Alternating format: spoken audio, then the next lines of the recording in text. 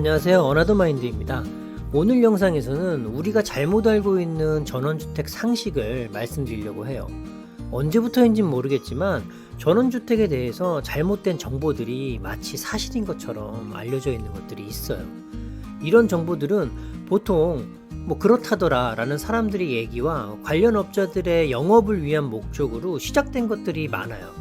제가 직접 경험을 해보니까 사실과 다른 것들이 꽤 많이 있었는데요.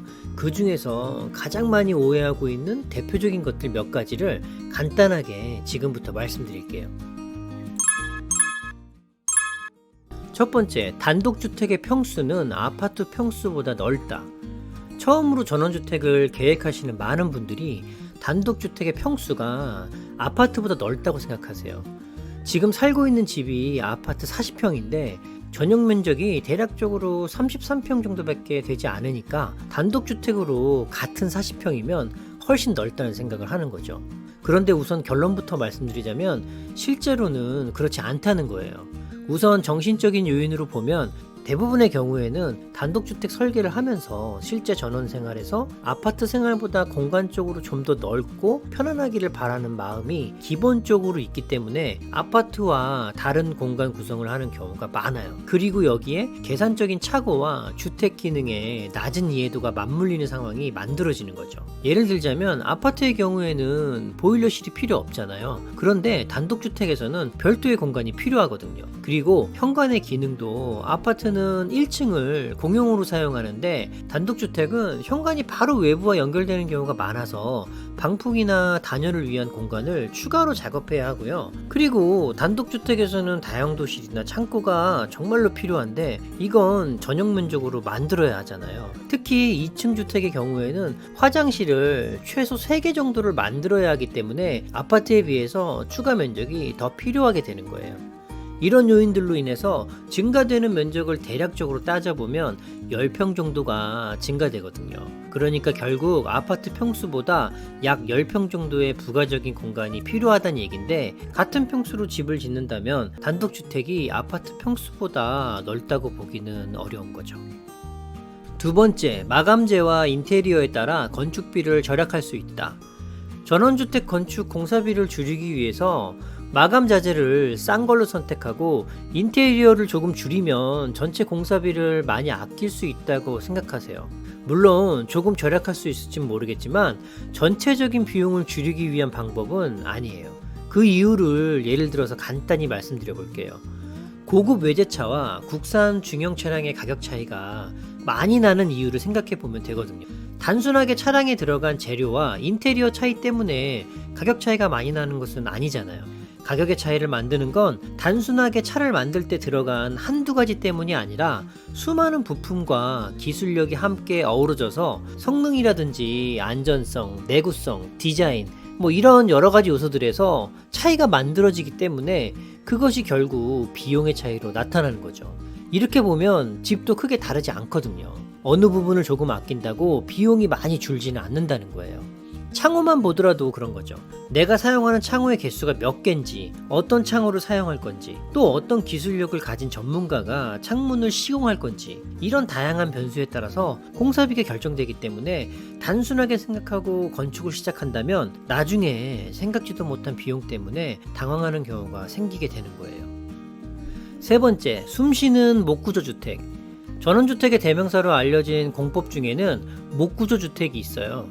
관련 업자들이 말하는 것 중에서 가장 많이 말하는 것이 목구조주택은 숨을 쉬는 주택으로 목재가 실내의 습도를 조절해서 쾌적한 주거 환경을 만들어내고 건강에 좋다는 얘기를 해요.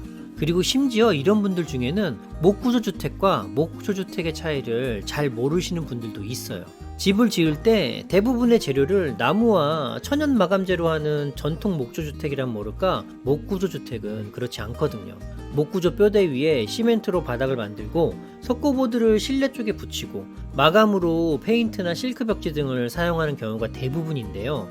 간단히 말해서 실제 목조주택의 뼈대인 목재가 내부 주거 환경에 미치는 영향은 솔직히 거의 없어요. 그렇기 때문에 쾌적한 실내 환경을 만들고 유지하기 위해서 목구조주택이 좋다는 얘기는 잘못된 정보인 거죠. 주택은 함께 사용한 모든 재료가 좋은 재료일 때 쾌적한 환경이 만들어지는 거니까요. 네 번째, 전원주택 인허가는 그 지역 건축사에게 맡겨야 된다.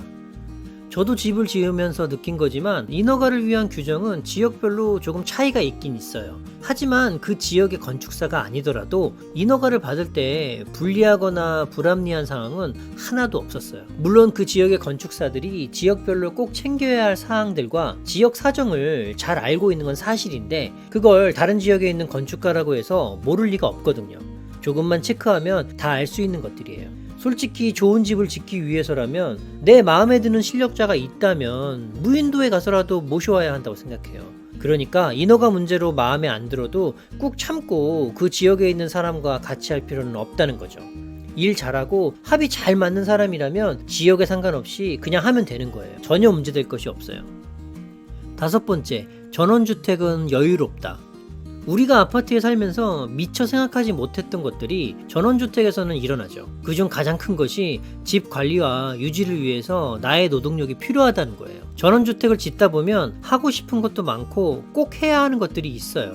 그 중에 마당이나 텃밭은 개인에 따라서 차이는 있겠지만 보통 다들 하거든요. 그냥 생각하면 운동도 되고 직접 키운 채소나 과일도 먹을 수 있으니까 너무 좋죠. 그런데 문제는 내가 직접 모든 것을 관리하고 잘 챙기지 않으면 마당은 잡초밭이 되고 채소나 과일은 먹을 수 없다는 게 현실이에요. 그리고 집 관리도 꾸준히 할 것들이 꽤 많아요. 페인트 칠이나 마당 잡초 제거 등은 주기적으로 해주지 않으면 집이 망가질 수도 있고요. 이런 것들이 여행처럼 한시적으로 하는 활동이 아니거든요. 주기적으로 해야 하는 것들이다 보니까 지금이 아니더라도 나중에 내가 힘에 부치는 상황이 될 수도 있는 거죠. 여섯 번째, 도시와 다른 정겨운 이웃. 우선 이웃으로 좋은 분들이 더 많다는 것에 저 또한 동의한다는 말씀부터 드릴게요. 그런데 이웃은 좋은 사람이 더 많은가, 못된 사람이 더 많은가라는 총량의 문제가 아니에요. 깨끗한 물에 더러운 오염물질 한 방울 떨어뜨리면 그 물 못 먹는 거잖아요. 바로 그런 거죠. 얼마 안 되는 이기적인 사람들은 어딜 가도 있어요. 전원주택 생활을 하면서 나와 잘 맞지 않거나 상식을 넘어서는 무례한 이웃을 만나게 되면 그로 인해 받는 스트레스는 정말 상상을 초월해요. 피할 곳도 없고 도와줄 이웃도 없어요. 그중 대표적인 몇 가지를 보자면 이웃의 반려동물로 인해서 받는 스트레스가 정말 많죠. 아무 곳에 변을 본다거나 시도 때도 없이 지저대고 목줄 없이 마을을 누비기도 하고요. 마당에 꽃밭이나 텃밭을 망쳐놓기도 해요. 집에 있는 자녀와 직접 키우고 있는 반려동물에게도 상대적으로 위협이 되기도 하죠. 그런데 그런 자신의 반려동물에게 전혀 관심도 없고 관리도 안 하는 이웃이 적지 않다는 거예요. 또 쓸데없이 사사건건 참견을 한다거나 아무것도 아닌 일로 시비를 걸고 시끄러운 소음을 밤낮을 가리지 않고 꺼리낌 없이 발생하는 이웃도 있어요. 이런 이웃과 어떻게 정겹게 지낼 수 있겠어요? 이런 대표적인 상황 말고도 인성이 안 좋은 이웃으로 겪게 되는 피해는 정말 상상하지 못할 정도로 다양하고 많아요. 일곱 번째, 관리비 걱정 없다.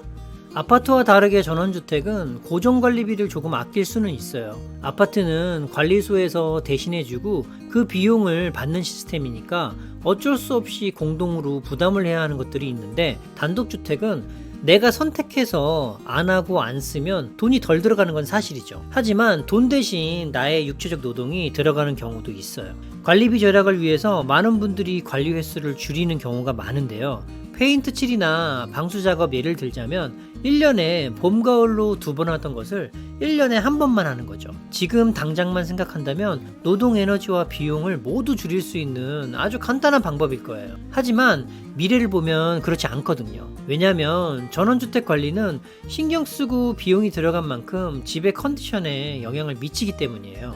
지속적인 관리를 소홀히 하거나 부족하게 한다면 결국 나중에는 집에 문제가 생겨서 그걸 해결하기 위해서 그동안 아꼈던 노동력과 비용보다 더 많은 지출이 발생하게 되니까요. 그렇기 때문에 여러 가지 상황을 고려한다면 아파트 관리비보다 전원주택 관리비가 결코 적게 들어가는 건 아니라는 거죠. 오늘 내용은 여기까지인데요. 전원주택은 누구나 살 수는 있지만 아무나 살 수 있는 집은 아니라고 생각해요. 왜곡되고 잘못된 정보들이 전원생활을 준비하는 분들에게 큰 영향을 미칠 수도 있다는 생각으로 이렇게 영상을 만들었는데요. 조금이나마 도움이 되셨으면 좋겠어요. 시청해주셔서 감사합니다.